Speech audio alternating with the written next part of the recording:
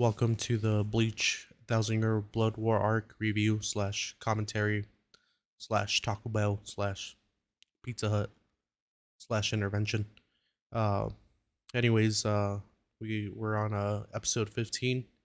Just came out this Saturday. We start off the episode with a cool view of the Stern Raider table. It's not all the Stern Raiders, but it looks like it's gonna be like the most important ones, kind of like Aizen's table back in Waco Mundo. But these guys look pretty interesting. Starting from left to right, we got biblically accurate Santa Claus. We got a axe head robot. We got a member of BTS. We got a punk Barbie. We got a little kid.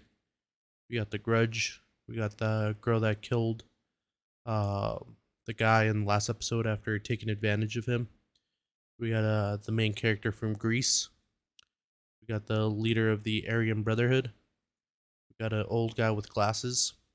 We got a Nurse Joy from Pokemon. We got El Gringo Loco. We also got Thunder Thighs. We got Flavor Flay. We got another kid. We got someone that looks like they can deep throat and lick your cooch at the same time. And we got a girl that's definitely a girl. Can't possibly be anything else. But it cuts out to another view of the table. It's a closer view of some of the characters. The character designs here is it's actually really cool. It's one thing I really like about Bleach is just the art and their characters. I think Bleach is like my favorite anime, but I don't know if it's like the story overall or if it's the art that like trumps it all. So this episode mostly consists of four different interactions with four different captains and their respected Stern Raider, or the ones that showed up uh, at their location. We got Toshiro, we got Soy Fang, we got Shinshui and Mayuri.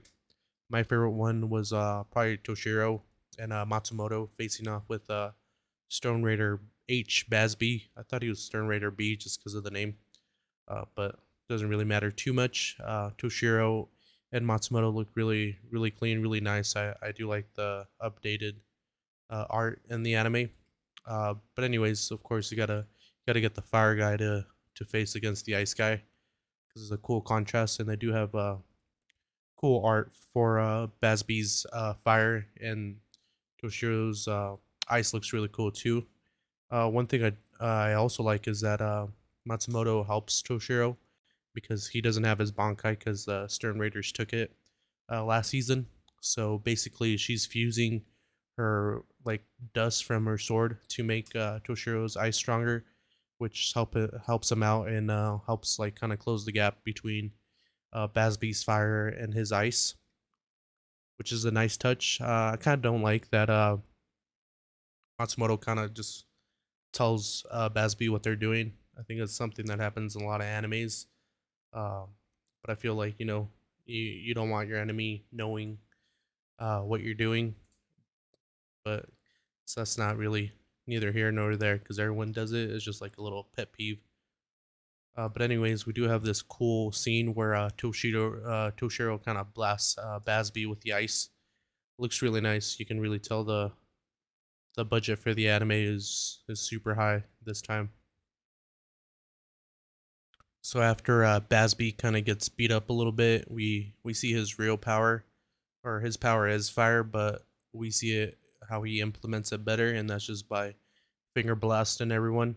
Uh, Starts off with like a finger, was it burner finger one, which is just more concentrated fire. We get a cool scene with this fire as well, and this time Toshiro's ice mixed with Matsumoto's sword isn't stopping it. He pretty much gets shot right there, and kind of like downhill from him. And then he gets two fingers right afterwards. He couldn't handle one finger. He gets kind of messed up by the two finger combination. But when you think that Basby's gonna finish off Toshiro, we get the guy from BTS shows up. He's the one that took over Toshiro's Bankai last season, and I guess they had an agreement that the people that took their or the Stern Raiders that took the captain's Bankai gets to finish them off. So he comes and stops Basby from finishing him off. I think this is kind of like just like I think Basby is more powerful than this guy. So I think that's kind of like a way to write it so Toshiro can get away or he can fight back against this guy because he couldn't fight against Basby because he's much stronger. So hopefully Toshiro beats this guy and goes and fights Basby again. Wanting to mess him up because he's kind of annoying. Favorite or my second favorite interaction is with Soy Fang and BG9. It starts off with BG9 kind of was it bullying Ameda, just messing him up. He keeps stabbing him, and Amade's kind of has to help his little sister not to get stabbed. So he's just taking it all, and BG9's kind of getting annoyed because he won't snitch on where Soifeng is. But anyways, BG9 he takes out the heat. He literally gets a gat out, points it at them, and when it seems that it's gonna be over for Ameda and his little sister, Soifong shows up, and I know Toshiro is the ice person, but Soifong has the coldest entrances, the coldest entrance so far in this season, and she starts overwhelming BG9 with her new perfected ability. Well, it's not new, but it's perfected. Um, so he really gives him the business. They have some cool interactions with Soifong, like grabbing his like stabby fingers and tossing him around. But just like Toshiro, uh, after a while, BG9 uh, comes back. He has a little little evolution. He looks like what do you call that? Evangelion kind of thing, where like a bunch rockets just come out of his body, and he Soifong dodges it, but BG9 stabs her like right on the wrist, like kind of gross, and he pretty much like explodes or sends an explosion, which looks like Soifeng's Bankai. I don't know if it is her Bankai because BG9 does have like explosives, but it looks more akin to her Bankai, and BG9 was the one that took away her Bankai last season. The next interaction we got is with Sunshi and now we see them at the Squad One barracks, just looking at the Sarate, and it looks pretty messed up. It looks kind of icy, because the was it the Quincy's Palace is mixing with the Soul Society world, and you see it's like really blue and red on top. Looks really gloomy. But yeah, so Hashwall or Stern Raider B comes out and confronts Nanao and Sentry. Well, not really confronts. They're just talking. Kind of lays out the plan that Yuha Bach wants them to just annihilate the Soul Reapers as soon as they can. Because Yuha Bach doesn't like violence, even though he's trying to kill everyone. But anyways, Nanao gets him in a pretty OP barrier that prevents Quincy's from using their powers, which is a really good trump card for the Soul Reapers because I mean these guys are like super powerful, and if they have a barrier that they can't use their powers, they're pretty much useless. But Stern Raider B kind of like eggs the mom or eggs the now on because he explains that instead of like perfecting the technique, she should have taught the other captains the technique because everyone else is getting clapped, and maybe if they knew about the technique, they would have had a fighting chance, which kind of stings. Having your opponent telling you a way that they might have defeated you guys, but it's too late now. And he's kind of like cynical, kind of narcissistic, making them. I mean, they're already planning on killing them, so now he's just like adding insult to injury. The last interaction I'm going to talk about is in the Squad 12's laboratory, where Askenak Lavar comes out, or Stern Ritter D comes and confronts the people there.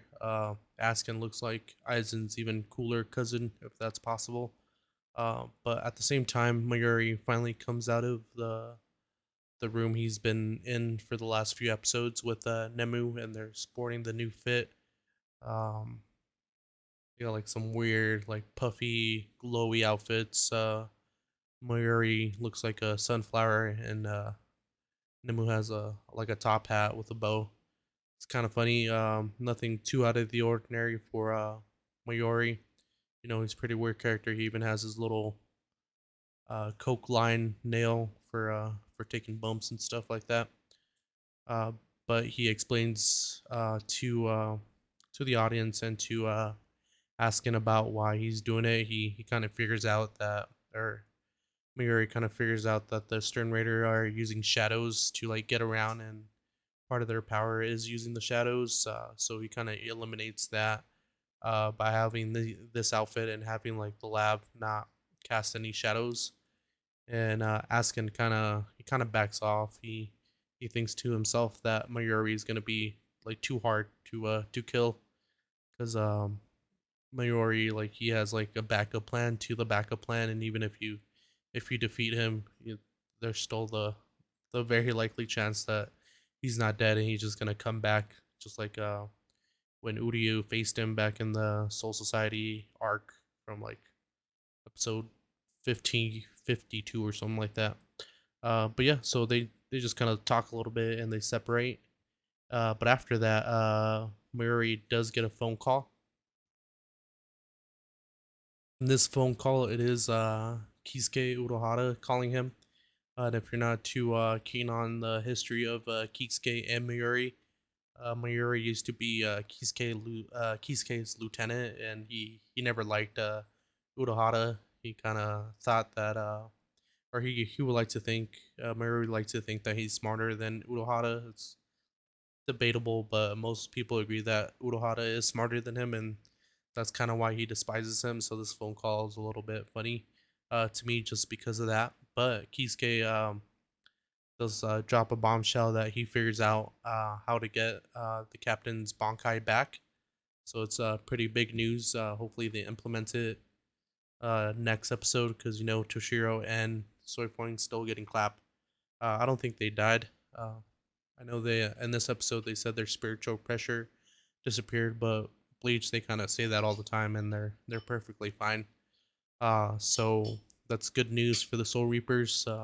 Even out the playing field, especially because the Stone Raiders are pretty OP. But we'll get to see what happens next episode. Kind of gets me hyped to see everyone's Bankai comes out, and the episode just ends with Ichigo training back in the royal palace. This episode was really good. You know, it's only episode 2 of the second season, and stuff's already heating up. It's going a billion miles per hour, which I enjoy. But I hope they take their time. Maybe they can spread out or make some fights longer. Because I remember reading the manga. It was like 8 years ago, something like that. Uh, but I feel like the manga went by super quick, and they could have expanded on some of the fights or added some fights. I know there is going to be an extra fight this season. Uh, I won't spoil it. But yeah, I hope they do elaborate on these fights, especially with the animation. Like, the animation budget is out of this world. I feel a lot of people are came back to watch Bleach, so I think the producers see that and they're really gonna go all out, or they went all out with this season, and they continues to do the same for the next seasons, and hopefully they see that Bleach is a big thing. They can make money off of it, and if they can make money off of it, they can make it look really nice and expand on a lot of things. But yeah, that is all. Thank you.